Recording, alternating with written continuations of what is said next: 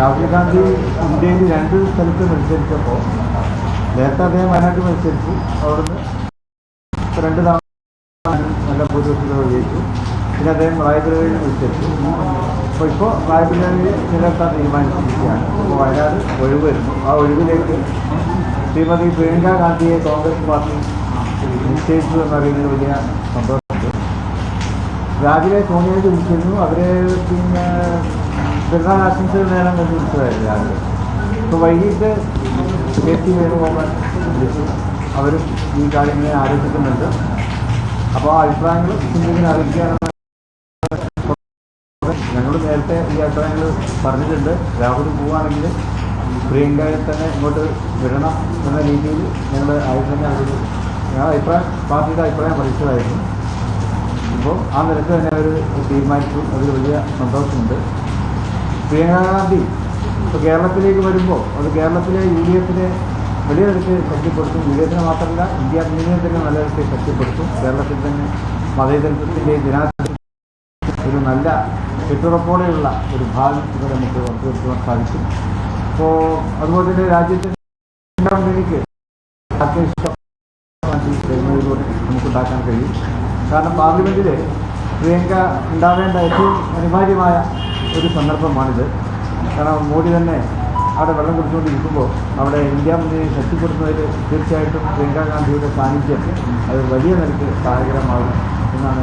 രാഹുൽ തുടക്കത്തിലേ പറഞ്ഞിരുന്നു വയനാട്ടിലും റായ്ബറേലിലും ഒരുപോലെ സന്തോഷമുള്ള തീരുമാനമാണ് എടുക്കാൻ പോകുന്നത്. അത്രയ്ക്കും സന്തോഷമുള്ള തീരുമാനമാണോ? രാഹുലും പ്രിയങ്കയും എന്ന് പറഞ്ഞാൽ ഇന്ത്യൻ നാഷണൽ കോൺഗ്രസിനെ സംബന്ധിച്ചിടത്തോളം അവരുടെ ഏറ്റവും അവസാന വാക്കുകളിൽപ്പെട്ടവരാണല്ലോ.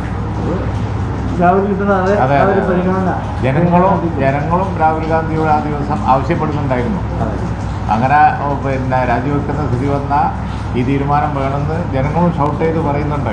രാഹുൽ ഗാന്ധിക്ക് ചരിത്ര ഭൂരിപക്ഷമാണ് ലീഗ് ഉൾപ്പെടെ UDF-ന്റെ ഭാഗത്ത് കിട്ടിയത്. ആ ഭൂരിപക്ഷം പ്രിയങ്കയ്ക്ക് ഉറപ്പിക്കാതെ ലീഗിന് UDF-ന് വെല്ലുവിളിയുണ്ടോ? വലിയ ഭൂരിപക്ഷം ഉണ്ടാവും. പ്രിയങ്ക വയനാട്ടിൽ ജനങ്ങൾ ഏറെ ഇഷ്ടപ്പെടും. രാഹുലിന്റെ പരിപാടിക്ക് അവർ പ്രധാനമന്ത്രി വരുമ്പോൾ തന്നെ വലിയ ആവേശമാണ് അവിടെ പ്രകടമായിരുന്നു. അല്ല, തങ്ങൾ പറഞ്ഞ ഒരു കാര്യമാണ് ഏറ്റവും പ്രധാനം. ഇന്ത്യൻസിന് ഏറ്റവും കൂടുതൽ കോൺഫിഡൻസ് കൊടുക്കുന്ന ഒരു തീരുമാനമാണ് ഈ ഇലക്ഷൻ റിസൾട്ട്. ഒന്നും കൂടി കോൺഫിഡൻസ് ഇന്ത്യ അലയൻസിന് കിട്ടും.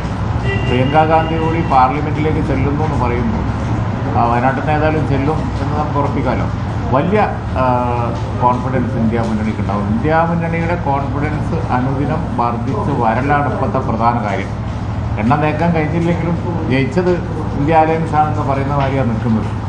അപ്പോൾ തീർച്ചയായിട്ടും പ്രിയങ്ക ഗാന്ധിയുടെ സാന്നിധ്യം ഇവിടെ മാത്രമല്ല, കേരളത്തിൽ മാത്രമല്ല, ഉത്തരേന്ത്യയിൽ മുഴുവൻ അവരുടെ തട്ടകം എന്ന് പറയുന്നത് UP ആയിരുന്നു. അപ്പോൾ അതുകൊണ്ട് തന്നെ ഈ ജയം ഇന്ത്യ അലയൻസിന് വളരെ ഗുണം ചെയ്യും, ഒരു സംശയമില്ല. അത് ജനങ്ങളും അതേ നോക്കുള്ളൂ. ജനങ്ങൾ ആഗ്രഹിച്ചത് ഇപ്പോൾ ഒരു മതേതര ഗവൺമെൻറ് കൊണ്ടുവരാൻ കഴിഞ്ഞില്ല എന്നുള്ള ഒരു വിഷമം ജനങ്ങൾക്കുണ്ട്. അവിടെ ഒരു പ്ലസ് പോയിൻ്റാണ്. ഈ രാഹുൽ ഗാന്ധിയുടെ ഭൂരിപക്ഷം വർദ്ധിപ്പിക്കാൻ കഴിഞ്ഞ തവണ ഉണ്ടായാലും അതേപോലെ അതേ സാഹചര്യം തന്നെയാണോ പ്രിയങ്കയുടെ കാര്യത്തിലും ഒരു ആവേശത്തോടെ ഇറങ്ങാണോ? അല്ല, രാജ്യത്തെ മതേതരത്വം നിലനിർത്തലാണല്ലോ ആവശ്യം. അതുകൊണ്ട് ആ കാര്യത്തിൽ അത്യാവശ്യമായ അവിടെ പ്രധാനം അതാണ്. അതെ, തങ്ങൾ നേരിട്ട് രാവിലെ ആദ്യം വന്നപ്പോൾ തങ്ങൾ നേരിട്ട് ആണ് പിന്നെ വയനാട്ടിലെ ഇലക്ഷൻ കമ്മിറ്റി ചെയർമാനായത്. ഞങ്ങളതിന് കൊടുക്കുന്ന ഇമ്പോർട്ടൻസാണ്. ഇപ്പോൾ അബ്ബാസ് അലി തങ്ങളായിരുന്നു ഈ പ്രാവശ്യം. അതുകൊണ്ട് പാർട്ടി അതിന് കൊടുക്കുന്ന ഇമ്പോർട്ടൻസാണ്. ഞങ്ങൾ ഒരു വയനാട്ടിലെ തെരഞ്ഞെടുപ്പായിട്ടല്ല ആ തെരഞ്ഞെടുപ്പിനെ കാണുന്നത്.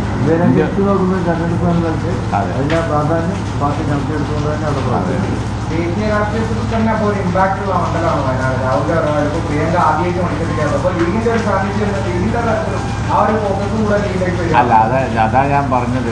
ഇവിടെ ഇമ്പോർട്ടൻസ് UDF-ലെ കോൺഗ്രസിൻ്റെയോ ലീഗിൻ്റെയോ ഒന്നുമല്ല. ഇവിടെ ഇമ്പോർട്ടൻസ് എന്ന് പറഞ്ഞത് ഇന്ത്യൻ മതേതരത്വത്തിൻ്റെ അതിൻ്റെ പ്രതീകങ്ങളാണ് അവിടെ മത്സരിക്കുന്നത്. അതിന് ഫോക്കസ് കൊടുക്കും. അവരുടെ